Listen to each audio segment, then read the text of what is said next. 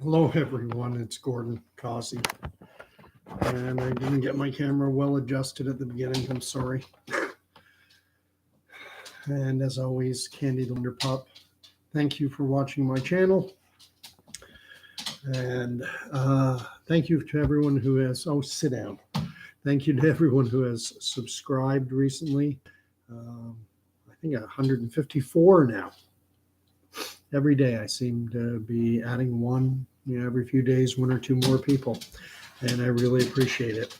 And especially to those giving me thumbs up and comments. Today's talk that I'm going to be doing is because of a comment that Sojourner Didymus has put up. Reference down below in the description. Sit. Okay, give me a paw. Lay down. There, good. There, go. Give me some peace. All right. I'm looking a little rough. For the last 3 days, for 3 days in a row, I was pretty much under the weather. Tuesday, Wednesday, and Thursday. Today was kind of my first day getting my feet back under me and catching up on the news, as it were. So much news happening all the time. Although nothing ground shattering has happened. But the question that came up from Sojourner Didymus, I think I'm saying that reasonably well, is I touch often in my videos when talking about the situation in Israel, I'll reference how Hamas in the Gaza Strip, Hezbollah in Lebanon, now the Houthis, or however that's pronounced, Houthis in Yemen, that all three of these groups are sponsored by Iran. And then I talk about Iran in terms of the potential for dominoes to start falling. We've seen the Houthis, which are there's a civil war going on in Yemen right now. The Houthis control the capital and large parts of the country, and they're sponsored by Iran. And Yemen, if you're not familiar, Yemen is on the southeastern corner of the Arabian Peninsula. And so, and then you have Lebanon, which is due north of Israel, and that's Hezbollah. And again, all three of these groups are sponsored by Iran. And so Iran is more or less fighting a proxy war with Israel. And Iran is geographically removed from Israel. They either would have to go through, Iraq and Syria, or they'd have to, go across, I guess, what's the Persian Gulf into Saudi Arabia, and then go in through Jordan. They've got a buffer, so it's almost like a proxy war for them. And Hezbollah, Hamas, and the Houthis are their proxies. And then, but if Iran were to become directly involved, then I question, would it? Iran is allied with Russia. You can look into that yourself. You can see how Moscow has been hosting meetings with various leaders of these factions, as well as Iran itself. And then you have Russia, which is allied with Russia, or rather, Russia is allied with China. China and Russia have signed something probably about 2 years ago now, year and a half to 2 years ago. They signed a no limits partnership. And of course, you can throw into the mix North Korea, which is, I don't think, an insignificant military power. Nuclear ambitions, some question as to how far advanced they are in their nuclear aspirations. We know Iran has nuclear aspirations as well.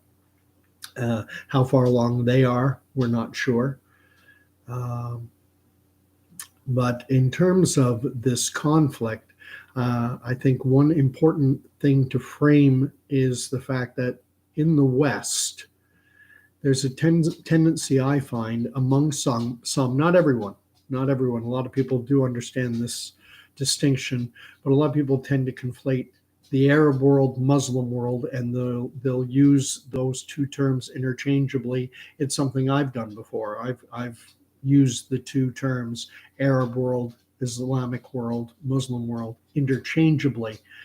And a distinction has to be made, because when we talk about Arabs, Arabs refers to people from the Arabian Peninsula, what is now called Saudi Arabia, but it would also include Yemen, Oman, Bahrain, Qatar, Kuwait, the so-called United Arab Emirates. So you have that Arabian Peninsula, and the Arabians, that's one distinct group of people. And then you have another distinct group would be the Turks, also Islamic. Turkey is another predominantly Islamic country. And so, but the Turks and the Arabs are two different people.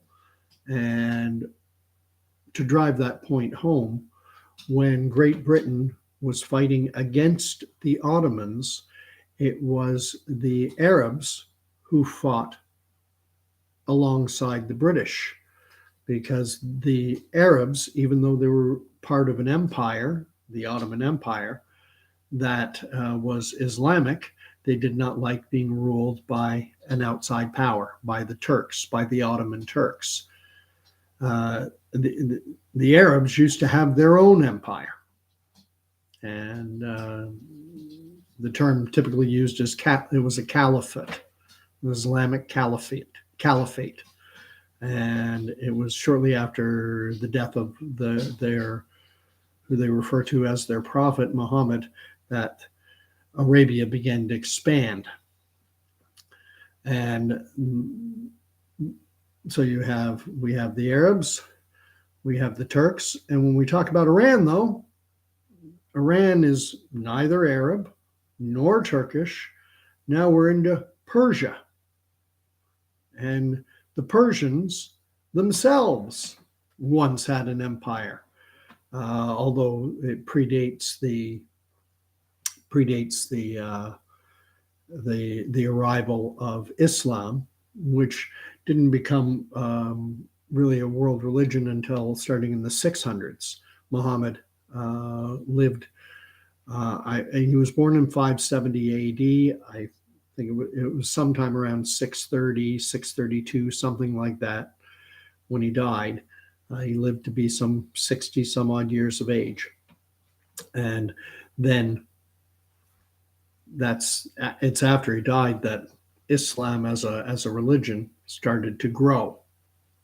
And it stretched all the way into Afghanistan. It got all the way to the Iberian Peninsula, Portugal and Spain. And now the Islamic world stretches, through to Pakistan, into Indonesia.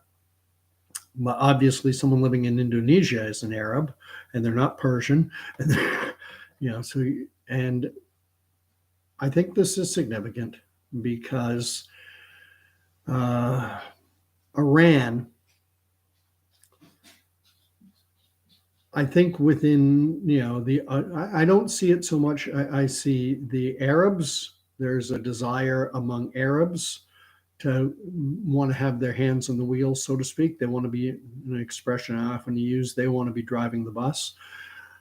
The Arabs do, but so do the Persians, and maybe to a degree the Ottoman Turks. The Turks, I imagine there's element within their political structure that remembers the days of their empire, and they would like to be driving the bus.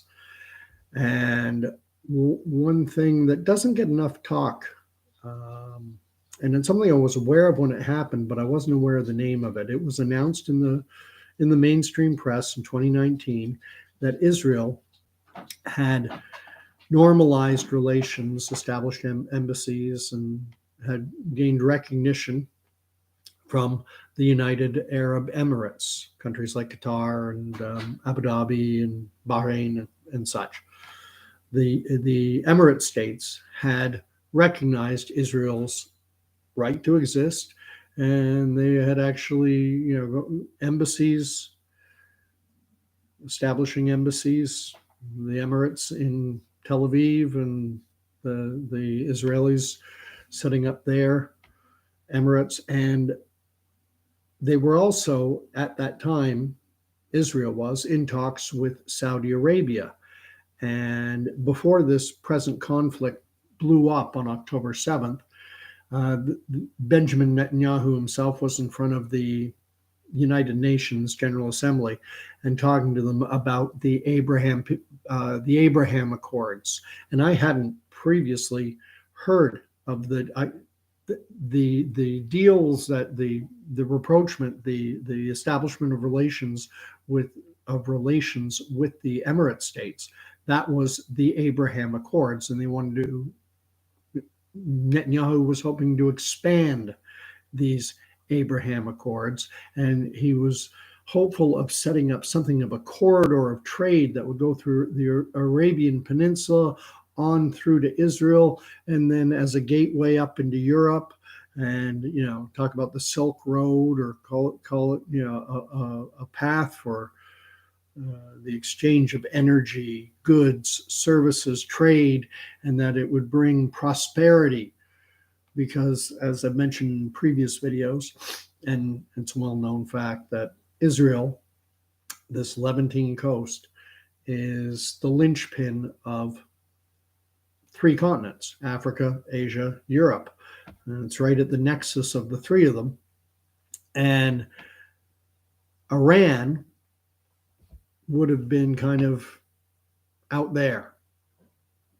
And in terms of their own geopolitical interests, it would leave them on the outside.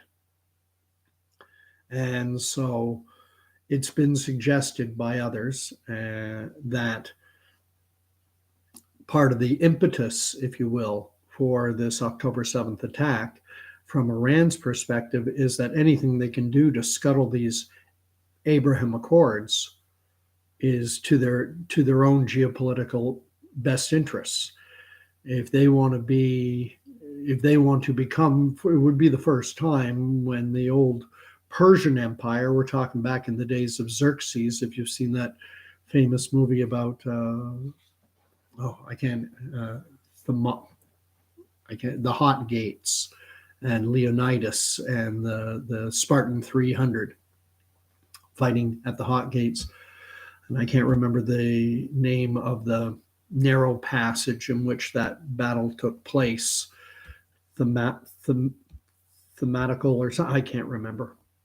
And even if I did remember, I probably couldn't pronounce it anyway properly. But at any rate, this would be Iran or Persia's chance to, be the driver of the Islamic bus, have their hands on the wheel.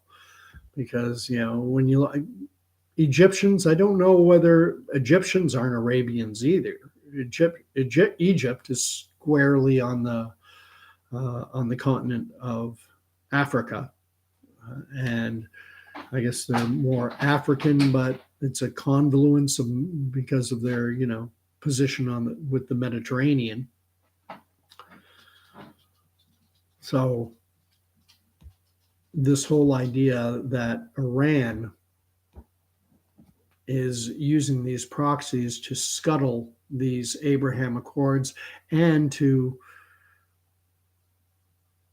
try and stir up the Arab world toward a common enemy. And I do believe that they want to come out of it being the preeminent power.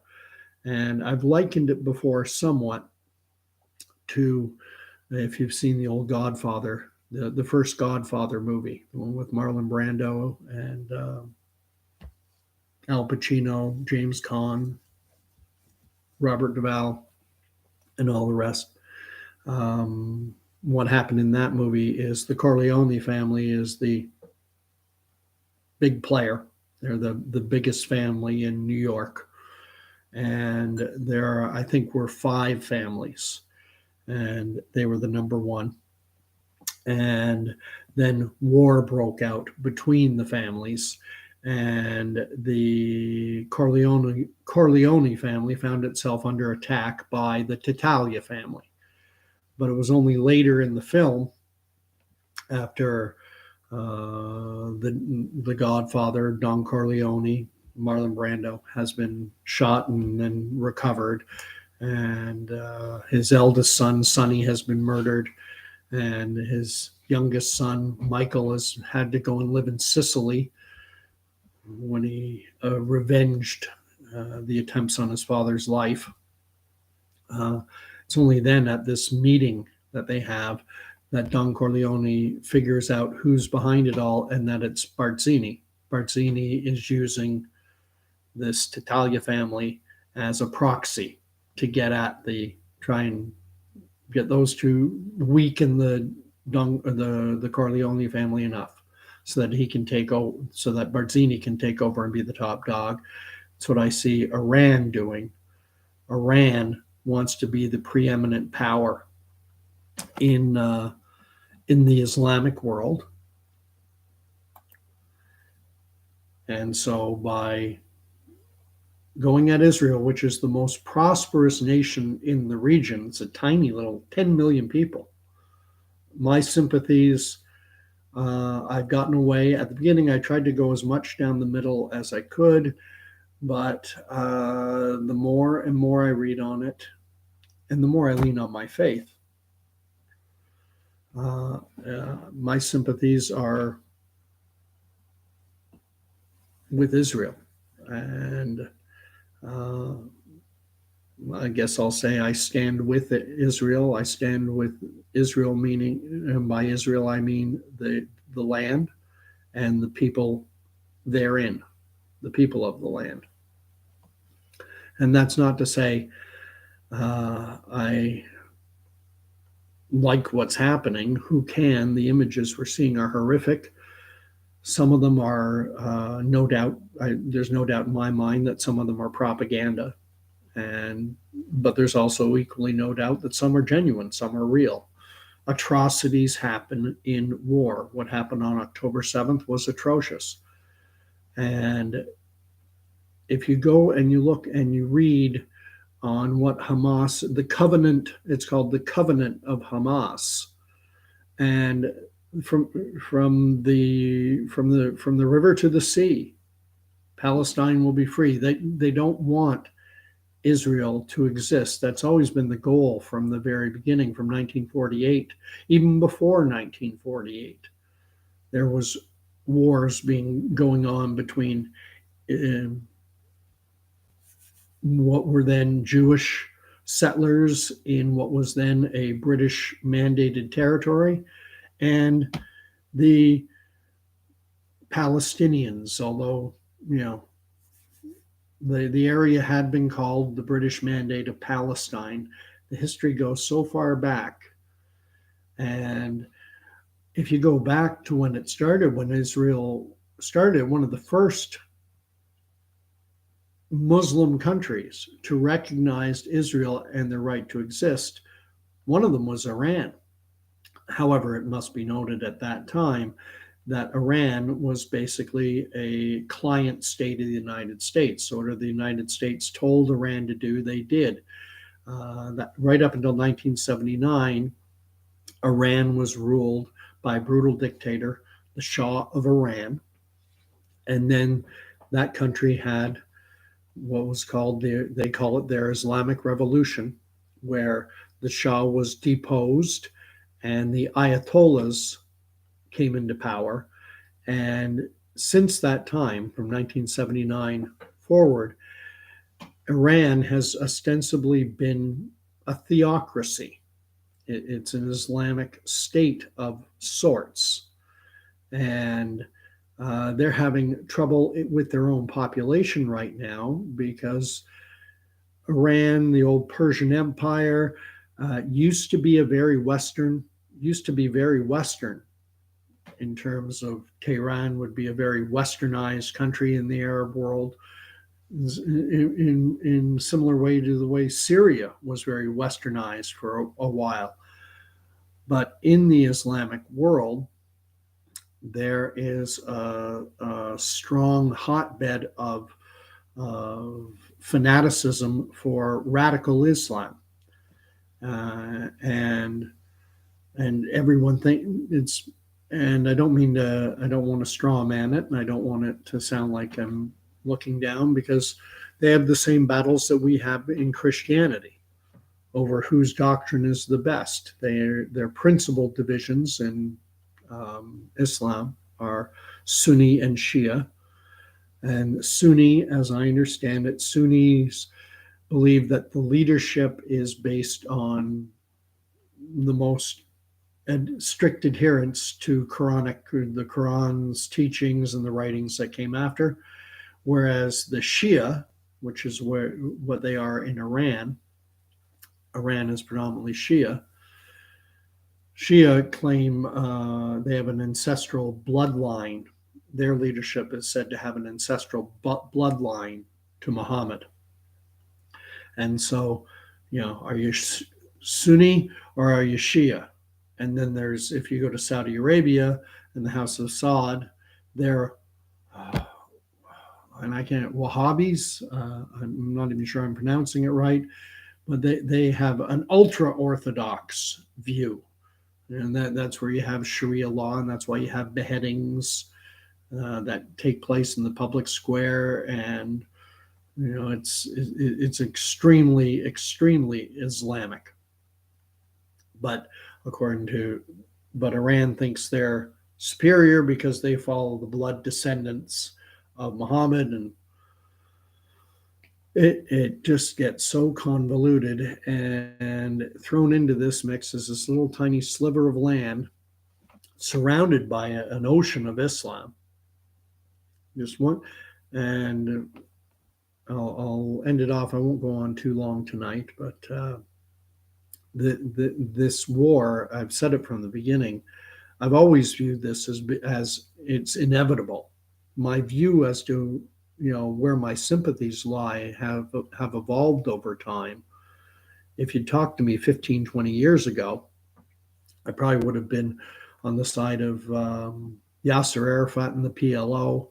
And because there's a tendency in our world, and the way that things get framed is we tend to see there's one group that's being oppressed and there's one group doing the oppressing. And you sympathize with the oppressed and you hate on the oppressors. And the Palestinian side has done a very good job of painting themselves as the victims and Israel as the oppressors. The only thing is, Israel in 1948, the day after the nation was created, they were invaded. 5 countries, five nations, what was called at the time the Arab League, all invaded Israel, and they fought what Israelis referred to as their War of Independence. And then it happened again in 1967, attacked again in 1973. I do not believe there has ever been a time where Israel has actually invaded a neighbor, another country. They have taken territory when they've been attacked. They got attacked by Egypt in the 1967 war, and they took the Sinai Peninsula from them. From Syria attacked, and they took the Golan Heights from them. Jordan attacked, and they took the West Bank from Jordan. But those were defensive actions that resulted in them seizing territory to give themselves security. Had those nations not attacked, then Golan would still be in Syria's hands. The Egyptians did manage to get the Sinai Peninsula back in 1978, Camp David Peace Accords with Jimmy Carter, Anwar Sadat, and Israel's Menachem Begin. They brokered a deal, land for peace. The Israel gave back the Sinai Peninsula, and Egypt's quid pro quo was to recognize Israel's right to exist. And they got the Sinai Peninsula back. But Jordan in 1988 relinquished its claim to the West Bank. So that's now Israeli territory. And, there's some area there that is supposed to be earmarked for a Palestinian state. But just as there are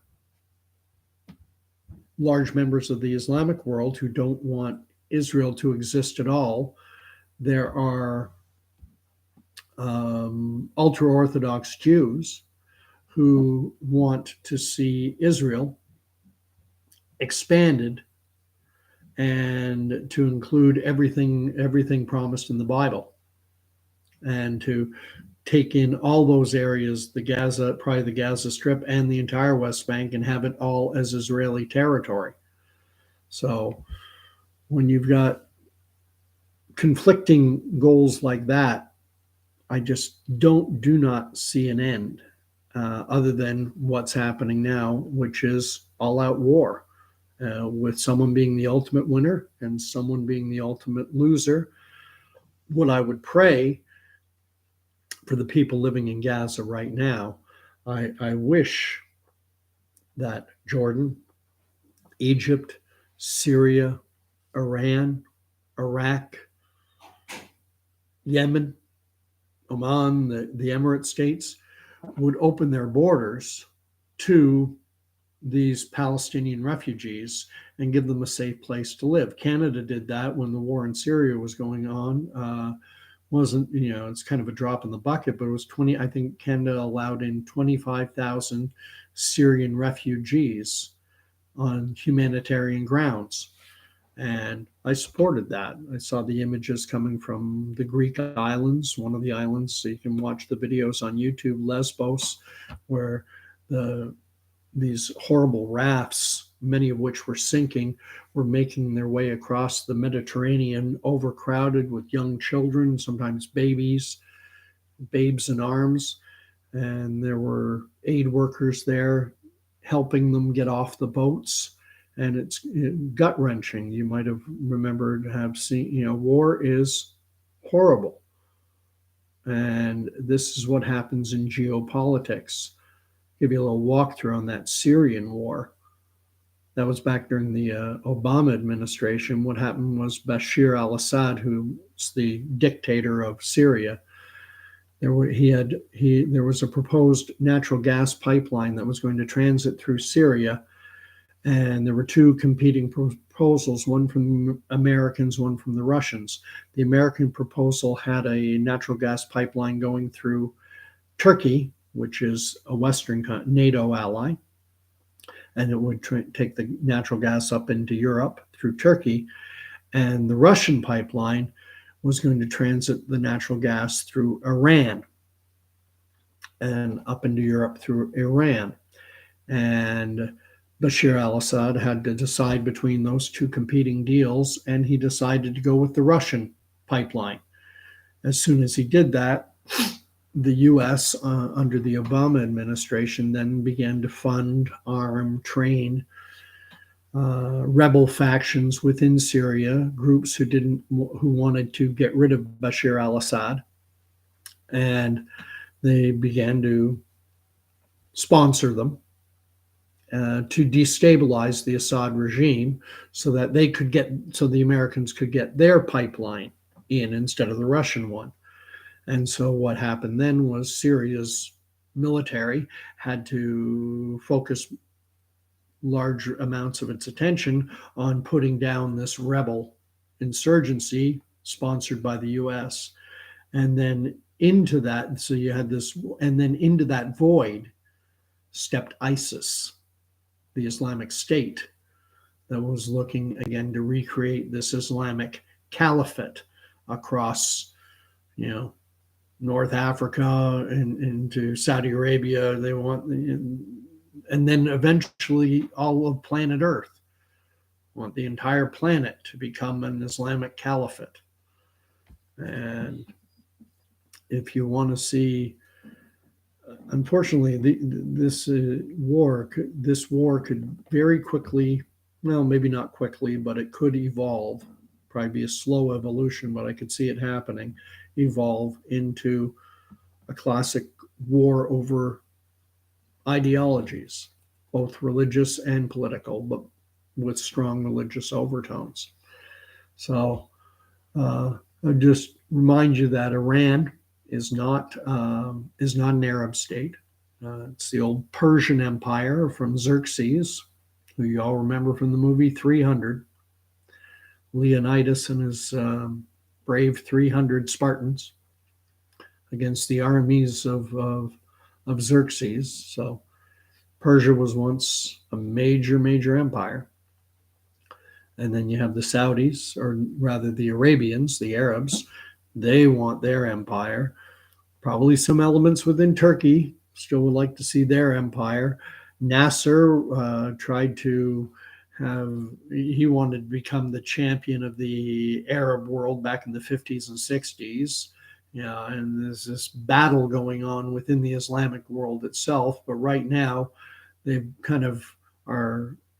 They picked a common enemy, and their goal, and they're doing a good job of it, is to get the Western world to join in with them in hating on Israel, the one democracy in that entire region. And I would love to hear some discussion on it.